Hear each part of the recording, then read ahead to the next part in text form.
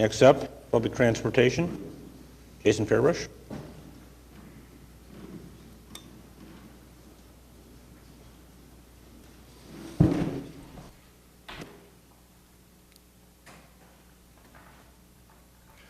So good morning, Mayor and Council. Pleased to be here this morning to present the FY 2018 proposed budget for the Public Transportation and Parking Department. Would like to introduce a few staff that are with us this morning. We have Michael Scroggins, the Manager of Marketing, Customer Relations, and Technology. He's helping with the presentation. And then over on this side, 3 rows back, we have Jesse Rush, our Streetcar Operations Manager. And 4 rows back, we have Melissa Rousey, our Financial Services Manager. Each one of them were a huge help in preparing the budget that I'm going to share with you this morning. So hope you enjoy the photo we have on the title slide this morning. This is, of course, the Ferris wheel. It's on the south bank of the Oklahoma River, and we wanted to include it this morning because this photo was actually snapped from one of our EMBARK river cruises as it provided public transit service along the Oklahoma River. So just I think a great symbol of some of the wonderful things that are happening in our city. One of the things we want to make sure we accomplish with the presentation this morning is to demonstrate the Public Transportation and Parking Department's commitment to being good stewards and leveraging our resources that are included within our budget to continue some of the positive things happening in Oklahoma City, particularly in the areas of public transportation. So in FY18, we would expect a year similar to FY17 in that we do not have plans for any expanded service in the FY18 proposed budget, and we will take a similar approach to the one we had in FY17, but that does not mean we will not continue to emphasize and make incremental improvements in our service delivery. So on this slide here, you can see a few things on the left, some of the different policies and initiatives that we have accomplished in FY17 to make some of those incremental improvements. And again, our strategy moving into FY18 is to approach improving our services in a similar manner. Some of the things that we were able to roll out in FY17 in the areas of incremental improvements was certainly some new policies, whether it be our bus stop policy, which improved the safety of our system, or our tobacco and vape-free policy, which makes all EMBARK public transit facilities and vehicles tobacco-free. We also, as you know, received some recognition from our association in this last year. We expanded our Hall Pass program, and recently we've been very busy in community engagement, conducting some focus groups and some listening sessions that we'll get into a little bit later in the presentation. So again, if you're following along in your budget book, our budget documents start on page C145. Our performance information, which includes some of our performance measures, strategic results, and strategies, begins on page G118. And so with the presentation this morning, what we hope to do is we're going to share just a little bit of survey information. We're going to talk a little bit about some of the components of our strategic business plan, and that's really in the interest of kind of laying the foundation or the context for what we have in our proposed budget. So looking at our first slide on survey information, this is a slide that you're pretty familiar with. This is results of our most recent citizen survey, and you can continue that, or you can see that public transportation continues to be one of those city services that residents indicate need the most emphasis in the coming years. In fact, you can see in our latest survey, public transportation actually gained about 3 percentage points. And then looking at the next slide, this is some survey work we do with our customers, and these are our latest survey results from our customer survey conducted in November. Looking at the left-hand side of the slide, you can see that we continue to have pretty good overall service ratings. About 69% of the respondents rated EMBARK overall services as good or excellent. Looking over to the right-hand side of the slide, I thought you might find this information interesting. When respondents were asked how long they've been using transit service, you can see that we continue to garner new riders. In fact, if you look at the 2 categories to the left of that graph, you'll notice about 31% of the respondents have used the bus service for 1 year or less. So we're very encouraged by new people using the bus system. And then in the bottom right, this is a graph here that really shows, I think, some of the impact of the emphasis we've been placing recently on improving our bus stops. We know we have an extremely large amount of work still to do in improving our bus stops, but with the increased number of shelters, the sidewalks, and the concrete pads for the bus benches that really have come in large parts due to partnerships with Public Works and the MAPS office, you can see we're starting to see some better results there from our customers when they're asked if their bus stop has a bench, shelter, or sidewalks. As far as what we do, you can see that we are a multimodal transit service. We also play a major role in satisfying downtown parking needs, and our mission in part is to provide public transportation and downtown parking services to the residents and visitors of Greater Oklahoma City area so they can experience friendly, convenient, safe, and affordable public transportation and parking services. So as we move into the strategic business planning section of our presentation this morning, as you're aware, one of the things we do in our strategic business planning process is we try to identify those big challenges that our department is facing in the coming years. In this case, you can see we have 4 major challenges or issues identified, and we'll get into each one of those as we go through the presentation, but our goal is to identify those issues, develop strategies to address those issues, and as a result of successfully addressing those issues, we feel like we're directly supporting the council priorities to develop a transportation system that works for all residents, maintain strong financial management, and promote safe, secure, and thriving neighborhoods. So the first issue that we're going to look at this morning is state of good repair. You can see at the top of the slide here, we've stated the trend or the issue, including the need to replace buses and modernize equipment. At the bottom of the slide, we've identified some of the consequences that could occur if this issue is not addressed. And again, that's not to say that all of these negative things will come to fruition. It's just an exercise of identifying really the significance of this challenge and why it's so important to address it. So each one of these issue slides that you'll see this morning are set up in this similar fashion. When we look at state of good repair, we definitely have to talk about the condition of our bus fleet. We've done this over the last few years, keeping council advised of the status of our fleet. At one time, we were operating our bus service with 30% of our fleet being past its useful life. And the significance of that is when a fixed route bus gets past its useful life, that means it's 12 years old or older and has generally at least 500,000, oftentimes 600,000 miles on it. So the vehicles are certainly ready for replacement when they reach the end of their useful life. With that said, I am pleased to report that we have 11 new 40-foot CNG buses on order.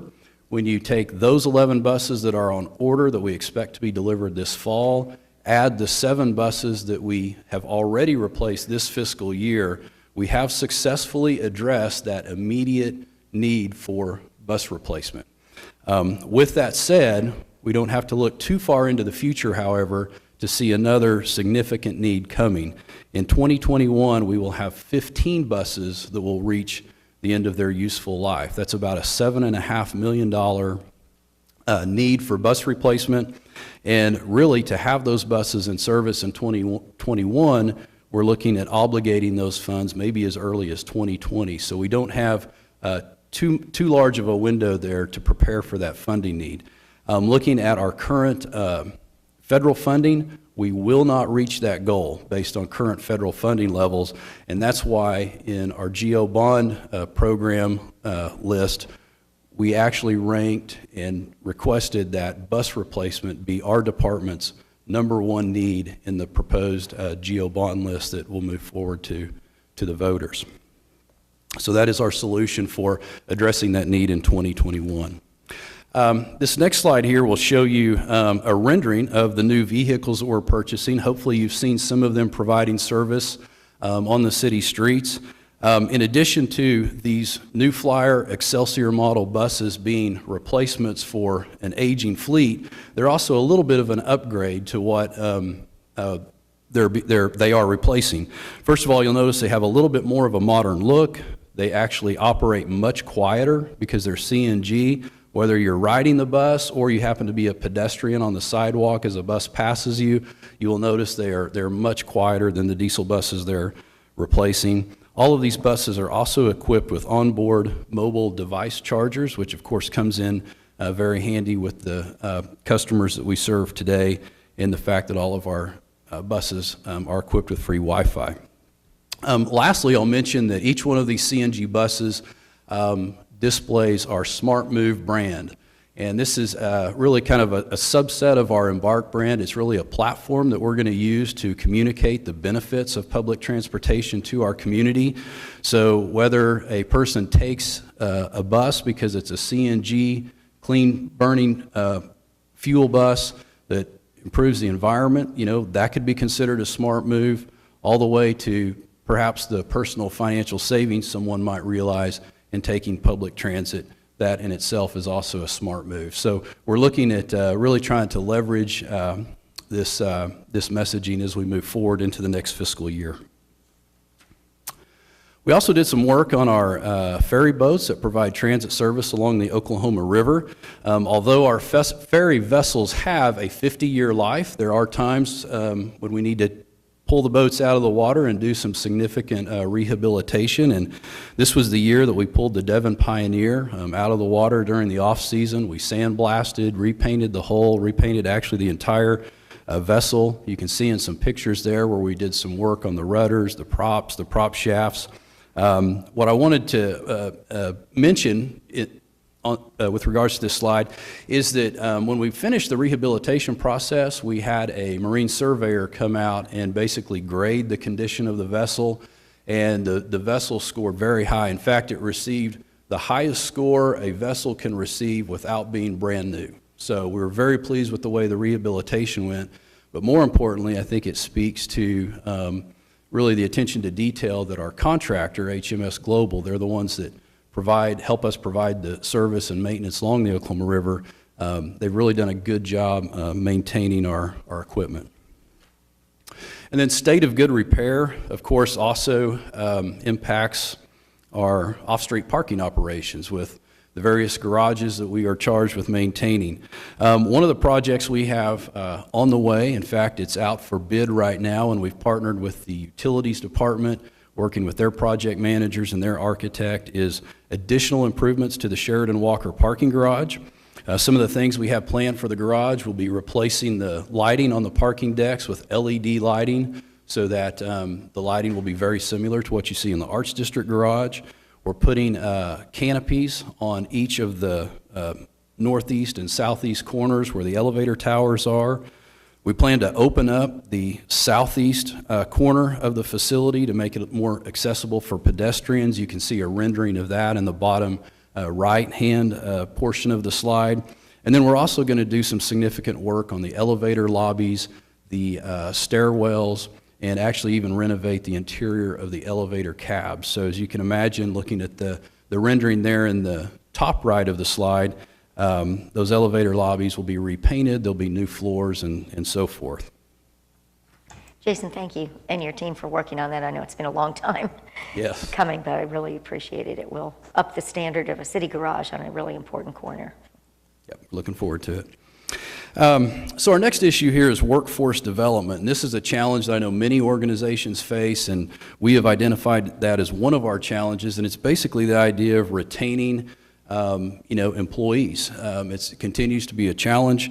Last year, when we discussed the budget, I was able to report that we had some successes in recruiting and promoting minorities and women. I think I touched on the amount of training that we did on an annual basis for new hires, which is about 1,400 hours annually. And so I wanted to kind of continue that discussion and make sure council was aware that we are continuing to emphasize our internal service delivery. So what do I mean by that? There's a couple of projects we have in the works that are helping us with our workforce development. One is developing a employee recognition program. That program is actually being put together by a committee of managers and frontline employees. We're also reinventing our onboarding process, so looking at new ways to basically bring new employees into the organization and make sure they're trained and they understand how the organization works. And then one of the activities that I think is going to serve us very well in the years to come, and you can see on the bottom of the slide here a couple of images where the executive management team met to develop core values for our organization. So we had several retreats, we developed our core values, we finished that process with a full day of training. We're now in the process of launching those core values and training to our mid-level managers and then eventually to our frontline staff. So again, I think that was an exercise that will serve us well into the future. So our next issue, our next issue looks at sustainable growth and service development. As we've added service over the last few years and we continue to look at alternative transportation modes, one of the things that definitely becomes a challenge is being able to sustain that growth without dedicated funding. So one of the ways for us to look and evaluate, are we sustaining the growth, is to look at our ridership on our transit system. So our fixed route ridership for FY 2016, and that's our that's our most recent full fiscal year of data. You can see we provided over 3.2 million passenger trips with our fixed route bus service, and over 90% of those trips was our regular Monday through Friday weekday service. Looking at our ridership a little bit more of a historical perspective to give you a sense of how it's changed over the last few years, we have a graph here that will show you the average daily ridership. So you can see in FY17 we are on pace to finish the year providing about 11,300 trips per day on our weekday fixed route service. Now that's really flat, but it's coming off of about 2 years of significant growth from FY14, which I would ask you to consider FY14 basically as our baseline, because that was the year prior to us implementing our service enhancements. You can see rather remarkable growth in FY15 and 16, and now our fixed route service has basically kind of leveled out since last year. Now with that said, we do continue to see some good growth on our night service. So this graph here will give you a sense of the total number of trips provided using EMBARK night service since the service began in January 2015. So you can, as you remember, in January 2015, we launched the service with 2 routes. You can see the ridership grew. We added 2 additional routes in January of 2016. You can see continued growth. And then that gray bar on the graph, that represents kind of the beginning of the first full fiscal year of all 4 of the night routes providing service. And you can see in March of 17, we actually had our highest number of riders on our evening service since we've launched night service. So this is really where we're still seeing some pretty good growth in our ridership. Jason, can I, this is, how many lines are there total? How many routes? So we have 4 routes. No, total, all routes. Oh, I'm sorry, we have 21 routes in total, and we have 4. So we're up to 4 out of 21. And this is hourly service up until what time? Till midnight. Till midnight. Okay, thanks. And then the next slide is a look at some ridership on some of our alternative transportation modes. Top left, this is the ridership for our Oklahoma River Cruise operation. And I wanted to point out that in 2016, we actually had our best year yet in terms of ridership on the Oklahoma River. We provided over 16,000 trips to and from the various landings along the Oklahoma River. The blue line graph that you see in that same chart, that represents the number of charters. We also do offer private charters on the Oklahoma River cruises, and our charters were up in 2016 as well. Moving down to the bottom left of the slide, this will give you a sense of the type of ridership we see on our Spokey system, about 8,300 trips on an annual basis, and we're hoping to continue to grow that as people get used to our new bike share equipment. And then over on the right-hand side of the slide, this is an update on our rideshare program that I talked a little bit about in the winter as we were just launching the program. We began the rideshare program with 1 group of employees participating out at Boeing. We've now grown that to 2 different groups of employees at Boeing that are participating in rideshare, and we continue to make contacts with businesses around the community. So we have 12 participants in total in the rideshare program, and so what that means is through this rideshare program, we have basically removed 10 single occupancy vehicles from the morning and afternoon commute times by implementing this program. Then the next slide here will give you just a sense of what we're preparing for in terms of standing up streetcar operations. I understand that council gets regular updates from the MAPS office regarding the status of the project. Here's a few things that we're doing to prepare for operations. We plan to award a contract to Herzog Transit Services in June of 2017, so next month. We've been busy in negotiations over the past several months. We do expect to begin receiving streetcars and having the maintenance facility completed this fall, which means we'll be needing to equip that facility and get some personnel in there. Our contractor in November will be helping us review some of the safety plans we've already drafted. They'll be developing standard operating procedures. And then in August of 2018, we expect to begin testing the line with anticipation of revenue service in December of 2018. So we're still looking at bringing the contractor on board about 18 months ahead of planned service, which we believe is will give us certainly adequate time to stand up operations. One thing you mentioned is opening up better lines of communication with the tenants, vendors in the path of the streetcar. Can you explain that a little, what you're trying to do as far as better communication is concerned? Yeah, the communication is really led by the MAPS office, but now we do work closely with the MAPS office. I know that they have a dedicated person that routinely visits with all, not only business owners, but property owners along the streetcar route. Many folks have signed up for the weekly construction updates. I'm sure most of you receive those. And so I think at this point, the communication is going really well. In fact, I believe the MAPS office received some comments about, from the contractor that's done this work in some other communities, actually, about how smooth the communication is actually going with the project.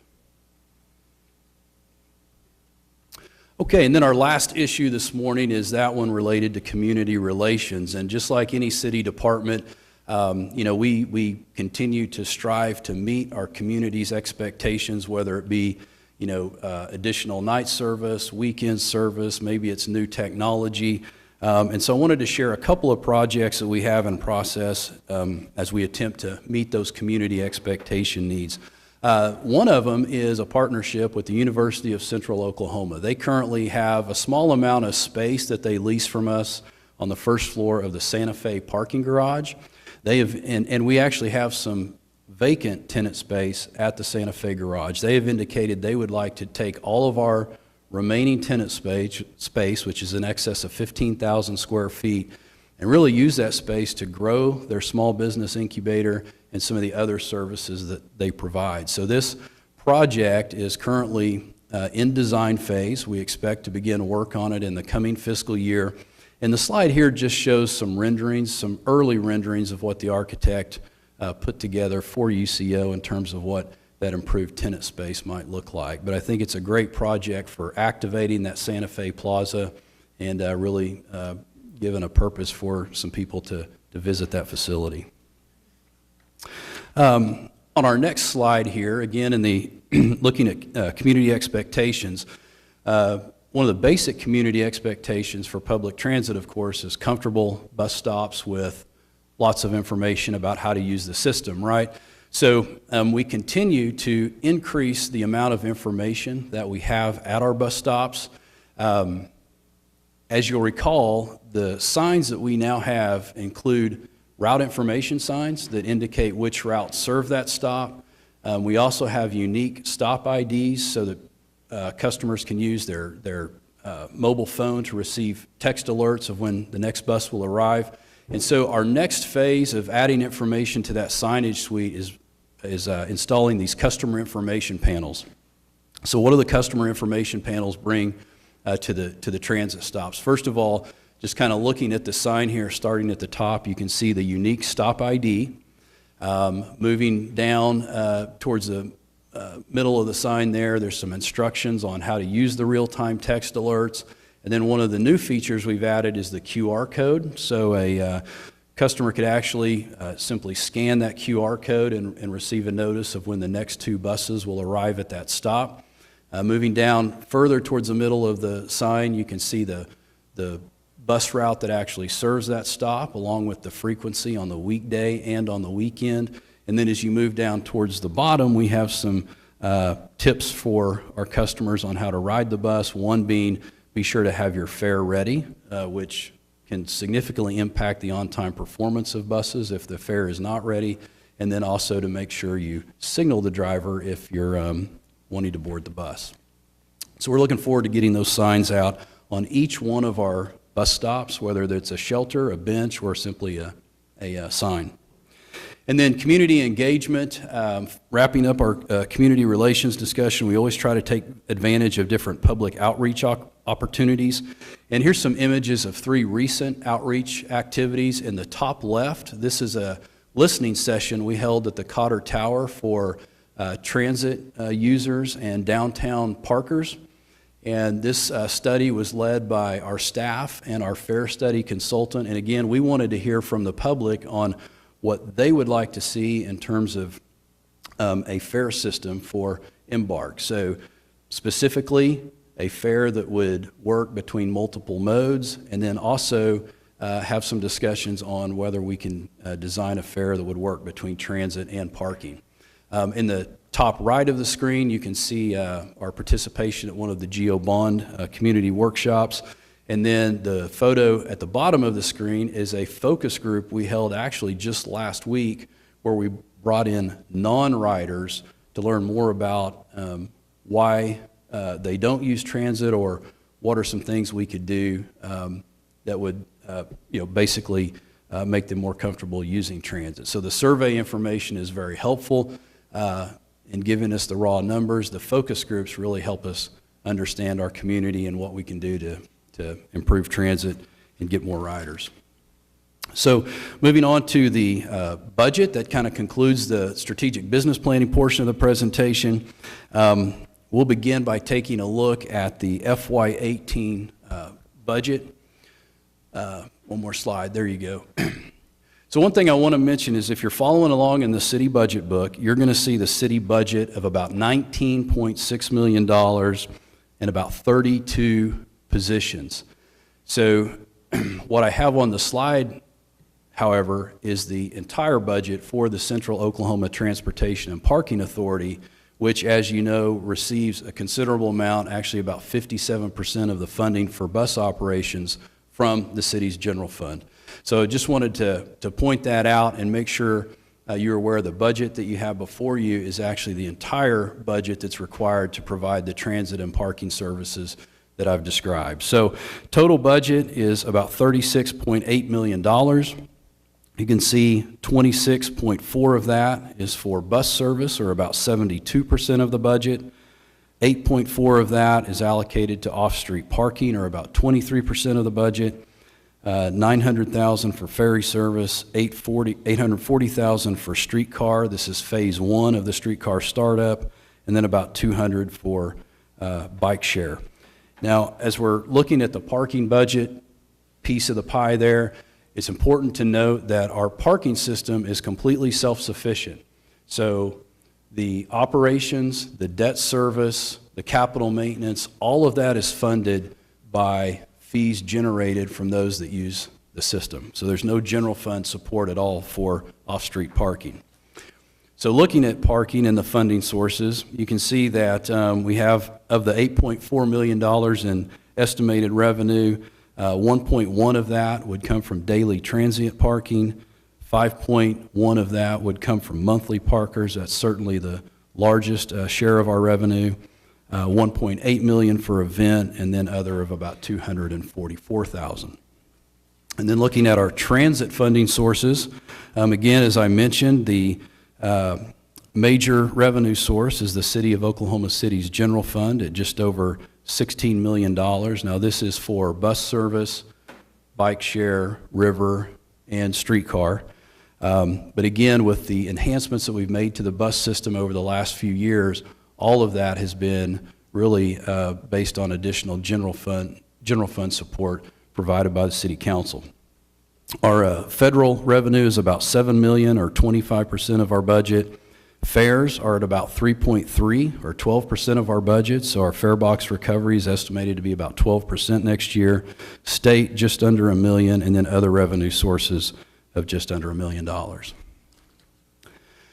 As far as major budget changes go, I did want to mention that the Public Transportation and Parking Department, like other city departments, were required to make a 4% budget cut, so we had to look at reducing our general fund subsidy by that amount.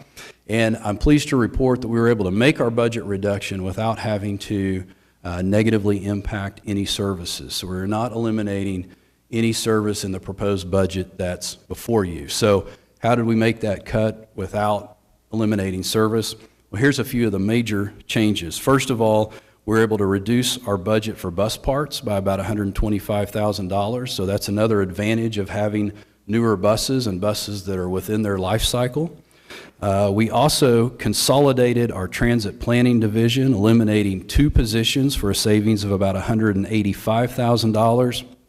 Now, with that in mind, we reached out to the planning department, and although we reduced 2 positions from our planning staff, we are partnering with the planning department to partially fund a planner in planning. We do a lot of work with the planning department. They've been great partners to us, and it seemed like it was just a really good move, a win-win basically for both departments to come to that arrangement. We also reduced 2 other positions, a customer service representative and an office assistant, for a savings of $100,000, and then we were able to reduce our RTA membership fee per the agreed upon schedule by the participating cities. So in addition to the budget reductions, when you go to balance the budget, obviously it's not just about cutting expenses. We also try to look for ways to enhance revenue. With our customer base, we try to be very, very sensitive to increased revenues, because that usually means increased fares. We do have 2 revenue enhancements that we have proposed. One is implementing a fare on the Downtown Discovery. As you know, the Downtown Discovery is currently free. We would like to recommend, or we are recommending, implementing a 50-cent fare for Downtown Discovery service. The other revenue enhancement we have is increasing the Zone 2 ADA paratransit fare to $10.50. So it would be going from $7 to $10.50. So what I'd like to do is just real quickly explain the difference between Zone 1 and Zone 2. We are required by the FTA to provide paratransit service within 3/4 of a mile of a fixed route bus route. That is Zone 1. That is our required, mandated area. We have to do that if we're going to provide fixed route service. As a city, we have chosen to actually provide that paratransit service to the full 620 square miles. So there's there's paratransit service provided in areas where there's not a bus route near the location. So obviously that is, again, some of our most expensive trips. So what we're recommending is for the Zone 2, in order to help preserve that service, increasing the fare from $7 to $10.50. As far as program increases go, the budget was increased by $840,000 for the Oklahoma City streetcar startup. Again, that is phase 1. That's the first, that is for the first 12 months, that is for the next 12 months, and the $840,000 is for the entire FY18 fiscal year.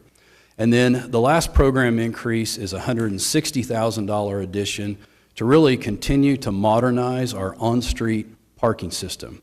And we're converting, or recommending converting, to a pay-by-plate system. So what does that mean? Again, this is in the interest really of just keeping up with some of the technology that is out there. So there's really 2 benefits we see to this pay-by-plate technology. One is that it's more convenient for parking customers. So as the system works now with the electronic meters, you park your car, you get out, you find a meter, you pay, you wait for the sticker to print, you go back to your car, put it on the windshield, lock your car up, and then go on about your business. With the pay-by-plate technology, basically a customer can park anywhere that there's designated on-street parking, find any meter, perhaps, walking on the way to their appointment, pay using their license plate information, and continue on. So it really takes that whole process of paying, coming back, and then going to your appointment out of the equation. So we think it's a big convenience factor. The other thing we think the pay-by-plate technology is going to do for us is it's going to really allow us to modernize our existing coin-operated meters. And so how do we do that? Well, because the pay-by-plate allows people basically to pay from any meter and they don't have to find one close to them and go back, we can take our existing inventory of on-street parking meters and more evenly distribute them throughout the downtown area. So whereas we have multiple electronic meters now per block face, we may have one per block face or two in the instance of a super block, but we'll basically be able to spread those out and replace most, in fact, if not all of the coin-operated meters that are in the downtown area. So as we implement this program, we'll be seeing the electronic meters in Bricktown and other areas. Jason, does that mean we will remove those old coin meters and just get rid of them? Yes. Okay. Yep. The electronic meters will replace the existing coin ops, and the coin ops will go away. Great. The coin ops have turned into significant maintenance problems. We can't get replacement parts for them anymore. What's the timeline? On the parking meter replacement, we are targeting the first quarter of the next fiscal year. Now, we don't know exactly how long it will take us to reposition all the meters, but in terms of equipping our existing electronic meters with the new hardware and getting the software updated, all of that we hope to accomplish within the first quarter of the coming fiscal year. I'd say late fall. Yes, late fall. I should say by the end of the quarter. Yeah, not July. Thank you, Jim. Is it our plan to run the streetcar on Sundays? Right now, the plan is to run streetcar on Sundays for major events only. Okay. So a Thunder game, the Arts Festival, what we are negotiating has adequate revenue hours in the proposal to provide service just for special events. What would it cost to run Sunday bus service? It really depends on what type of Sunday service you want. We've looked at some very limited Sunday service. Been at least a year since we took a look at it, but again, you're looking at about $1 million to $1.1 million, but again, that's a very limited service, even less service than what we have on a Saturday now, but service that we believe could be a viable start, just like we did with the night service, starting just with 2 routes. Is there any city in America larger than us that doesn't have Sunday bus service? Not that I'm aware of. Is there any city larger than us that has less than 20% of its routes having evening service? Not that I'm aware of. So we are the largest city in America without public bus service on Sundays. Less than 20% of our routes running in the evenings, and when they do run, they run once an hour, which we know is not an adequate frequency to attract significant amounts of riders. Yeah, I'm not aware of any other city our size or larger that has the level of night service or not having Sunday service. And this is in a city where 23% as of 2015 in the greater metropolitan area are living at the poverty level or below, 23%. So basically 1 out of 4 Oklahoma Cityans. The average cost to own, maintain, and operate an automobile is $10,000 a year. The poverty level is $12,000 a year, $16,000 a year for a couple, $20,000 a year for a couple and a child. Just doesn't seem like those 1 out of 4 people living at the poverty level or below could afford to operate a vehicle. And so when you're the largest city in America without public bus service on Sundays and almost none in the evenings, you're cutting your budget by $600,000. And we're considering a sales tax initiative. I think I'm just asking for consideration to be given, instead of spending all 3/4 of a penny on streets, which we may or may not be able to actually do that some consideration be given to other departments like transit, like parks, who are obviously running below the national standard, if you will. And I understand we have an anemic state budget. What's given to us by the state legislature is ridiculous. But I would hope that some consideration by this body would be given to that. I would like to work with you over the next couple of years on electric vehicles. Electric vehicles are being used throughout Europe. If European cities can do it, we can do it. I appreciate this investment in CNG. I do think clean natural gas is still a bit of an oxymoron. I think that it's not a long-term solution. It's a placeholder. It's a transition step. To make large-scale investments in CNG, it's just not energy efficient with the amount of energy it takes to pressurize the natural gas to keep it in that liquid state. So I think the transition to electric vehicles is coming. I want to work with you. I want whatever I can do to help. I think as we talk about this large investment in 2020 or 2021, that we really work over the next couple of years on looking at the electric vehicle component. Yes, we would certainly look forward to that. And as you might recall, the last low or no emission grant that the FTA announced, we did actually put in application for a couple of electric buses. So it is something that we're interested in pursuing and would look forward to working with you on that. Thank you. Jason, any preliminary ideas as to what federal funding may be like in the future, in the near future? Have you heard anything as far as increases, decreases in public transportation funding? Yeah, well, right now we're still working within the rules of the FAST Act legislation, which was signed into law, I believe it was December of 2015. And so that was a big win for transit in that it was a 5-year long-term solution, which we hadn't had for quite a while. For us locally, we didn't see a lot of benefit in that, I shouldn't say, well, our formula amounts did not change drastically. So our typical, allocation stayed, pretty much consistent. What the program really did do for bus and bus facilities is it added about $268 million annually in a competitive grant program. So the FTA, the legislators, they recognize that need for bus and bus replacement, and rather than allocating it out in formula-based funding, it was more of a competitive program. Now, with that said, we were successful in the first round of those competitive grant programs.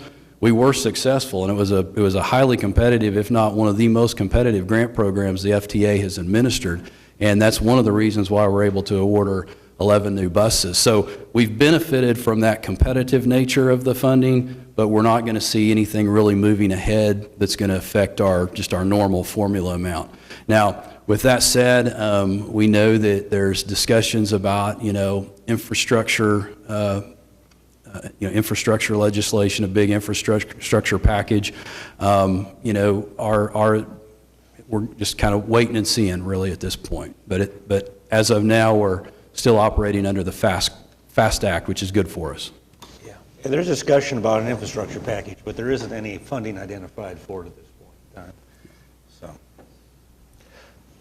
just a couple more questions. As you discussed, changing the way we pay for on-street parking, any thoughts as to alternative ways to pay for fares on bus other than, having a pass or using cash?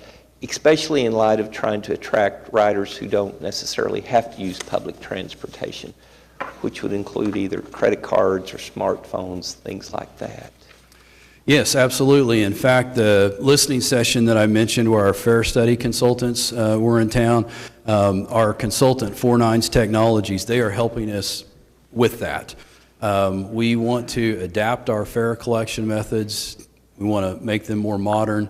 So whether it be being able to pay from a mobile device or a reloadable card, we're really in the process of kind of evaluating all of those options right now. And ideally, and it'd be something, you know, fairly new to the industry, would be to combine our parking operations with our transit. Again, thinking of a person or a family coming downtown to park in one of the COTPA garages, being able to easily access transit and not have to make an additional transaction. Yeah, great.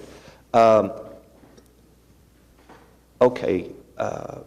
You know, the focus right now is on streetcars, but you're still looking at bus rapid transit. And, you know, some of the studies we've brought to the city indicate that that's a great vehicle, not on the same scale as a streetcar, but we still see signs of commercial development following that bus rapid transit route. And I think the Classen to Northwest Highway is probably the first one we'll look at, and that's something I think we should all be, you know, excited about at one point in time. And that corridor that you mentioned, the Classen to Northwest Expressway, that was recommended as a BRT route in the 2005 Fixed Guideway Study, which is also the study we're using as a recommendation for the streetcar downtown circulator. So it's just kind of consistently, even though that plan's a little dated, we're consistently working that plan. And so as a quick update, we are actually in the process of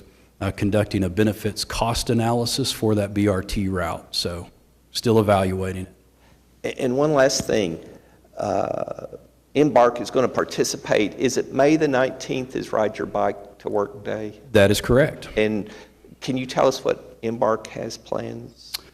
Well, sure. I mean, we certainly will do our normal social media blast to tout the benefits of riding your bike and using the bus, reminding our community that all of our buses are equipped with bike racks.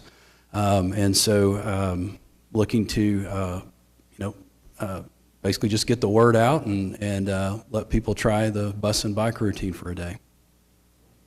Jason, I had two quick things. Yes. With a multimodal bus or transit pass, it might be able to be used on a bus or on the streetcar. Can you also use it on the boats, Devon cruisers? We have not took that off the table. In fact, we have asked our consultants to make a recommendation on simply a transit pass that works on all modes, maybe even bike share, but it's just trying to get all those different systems to communicate with each other. But yeah, certainly we're trying to do that. I mean, we're an outlier on bus service, but we're probably one of the only cities that also has boats available for public transit. You know, we ought to be talking about that some and encouraging people to really use it more than they do. So maybe that's an idea. And the second thing is, could you talk a little bit about the outreach you're doing with communication in the Hispanic community? Oh, sure. We are in the process of conducting a survey and some focus groups, again, specifically for the Hispanic community. We know from some of our own standard customer surveys that's a market that is really underserved. We underserve that population with our bus service, and there's really no reason we shouldn't. So we want to figure out, okay, what's the best way to communicate with that portion of the market and make sure they know about the benefits of our system. So that'll be something I'll be looking forward to reporting back maybe during our mid-year update on how that goes.